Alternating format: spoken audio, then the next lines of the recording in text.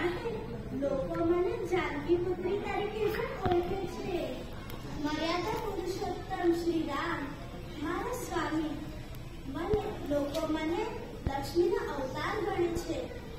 વનગમન, વનવાસ, રાવણ દ્વારા અપહરણ વગેરે પ્રસંગોમાં મારી ખૂબ કસોટી થઈ છે. શ્રી રામ વિના તો હું અપૂર્ણ છું. શ્રી રામમાં જ મને હંમેશા લીન રહેવું છે. શ્રી રામ, શ્રી રામ.